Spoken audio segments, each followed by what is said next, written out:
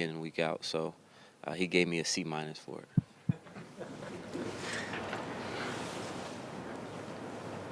No questions? Doug, what do you remember from the 2012 game down there and how that you guys talked about that being kind of a springboard to move you forward into the next couple of years? What do you remember from it? For me, I felt like our team didn't realize how good we were. We were kind of just going through the motions, like it was new to us. Everything was new to us. And when we got there and, it kind of hit us in the face and then we had to bounce back from it. Then once we realized, right, we're talented enough to do this, then we came back in the game. Unfortunately, it didn't end the way that we wanted it to, but I think that gave us a lot of confidence, realizing that, we can play with the best, that we are capable, because we were such a young team, too. Had a lot of young guys at important positions, too, at that. So I think that confidence really gave us some strength, and obviously being able to come back the next year and do what we did. Was that the game where you knew Russell was the quarterback of the franchise in the future, or had you already realized that earlier? Yeah, that was the Chicago game earlier that season was the game that it kind of resonated with me. When you guys are coming off the field after that loss, as tough as it was, what was your reaction to a rookie quarterback talking about next year and how much better you're going to be and already focused on that? Well, I think we all were. There was nothing we could do at that moment. Obviously, we were devastated, but all eyes were on next year, on what we could do during the offseason to get better, to get ready for the next season and make the best of it. So, he was just saying what everybody else was thinking. He was saying he got kind of a similar sense coming off of last year's game in Carolina. Did you guys feel that too? Yeah, I think that there was a lot of external things that we needed to handle internally, and we were able to do that through the adversity. I know everybody likes to win, and it would just be great if we always won all the time. But the only way that we can truly grow is if you fail, and if you're not as successful sometimes. And I think what our team has been great at is taking those losses, those devastating games where things don't go our way, and we come back out of it better than we were before. Doug, just kind of piggybacking on that, how would you define a successful season? Fans like to say, well, if they get to the championship game, that's a success, Super Bowl, whatever. How would you define a successful season? Well, from year to year, obviously it's winning the Super Bowl, right? 32 teams set out to win the Super Bowl, so yes, the most successful team that year would be the team that wins the Super Bowl. However, I think that we all know that this is not just a one-year thing, it's a process. Teams are built through the draft and then free agency and then guys that they re-sign and have on their roster that have been there and done that. You have to build this process out. And for us, what success looks like is if we're competing every year for a championship, for an opportunity to win it all. And if you're doing that on a consistent basis, that's success to me. Obviously I would love to win championships every year, but we know how difficult that is. But if you put your team and yourself in a position to be able to compete to win a championship every year, I think that's success in itself. You mentioned getting hit in the face in Atlanta. What specifically does that mean? How did you guys get in that 20-0 hole at halftime?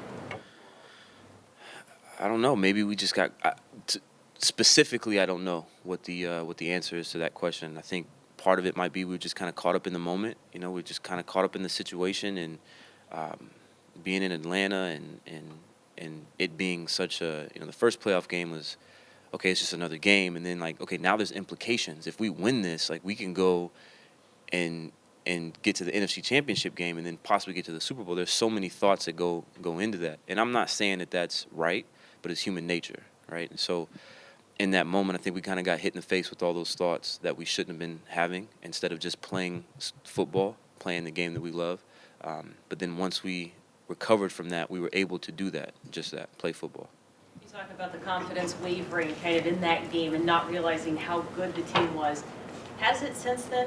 Have you guys ever had that thought collectively where you don't realize how close you are, how good you are? Absolutely. I don't think anybody in this world ever has confidence in themselves 100% of the time. There's, as much as we'd like to put up this facade that we do, I think all of us are insecure to some degree, and that's no different with a football team. And no matter how many times we win, there's always going to be that doubt that creeps in the back of your head, and you have to go out and prove it again. And so it's no different with us. We've had those instances, but again, like I said, that's where we grow. That's where we become stronger.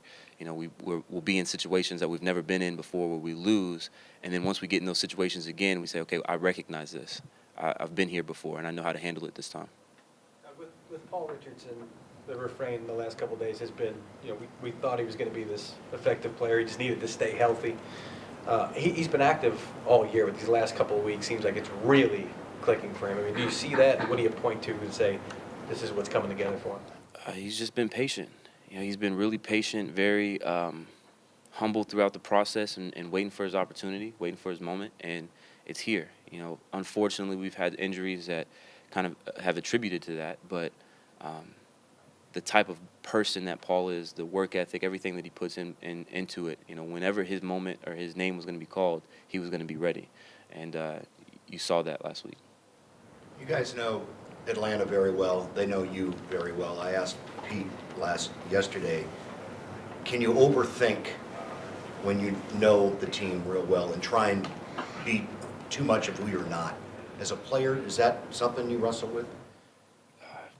Not at this point in my career. To me, it's real simple. We're just going out and playing football. You know, I don't want to try to make it more complicated than it is or try to overcomplicate things.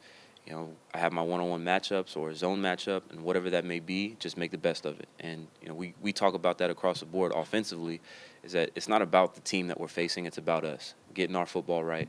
And if we do that, then we're going to put ourselves in a position to be successful. When watching tape of this Falcons defense, do they look any different than the group that you faced in Week 6? They've got a lot of young guys in a lot of spots and seem to be progressing a little bit. Yeah, I mean, they do have some guys in different spots that we didn't see previously, but Dan Quinn has done an excellent job of getting those guys prepared. Obviously, we know this defense very well because DQ was our defensive coach here, but you know, it doesn't.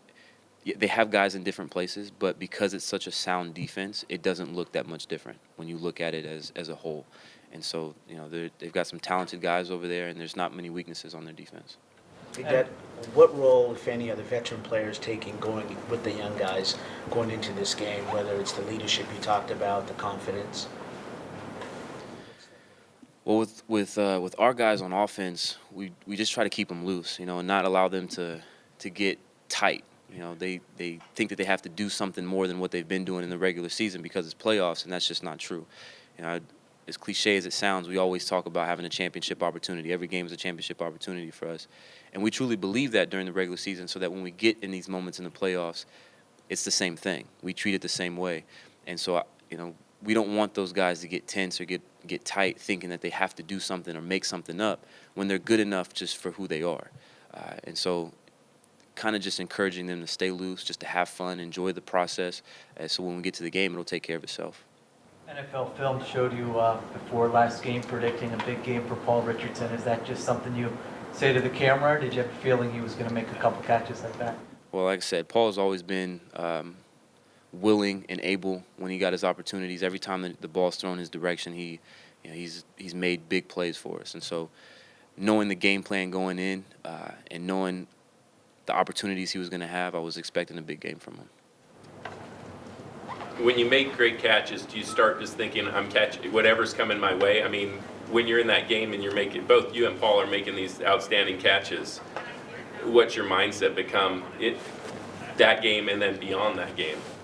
It's void, actually. We don't think about it in the moment. You know, when you're in the zone, if you will, there's not many thoughts going through your head. You know, it's just see ball, catch ball, and I think, you know, myself and Paul, we were both in those moments, and you don't really have any other thoughts going through your head. Anything else? Thank you. Thanks, Dan.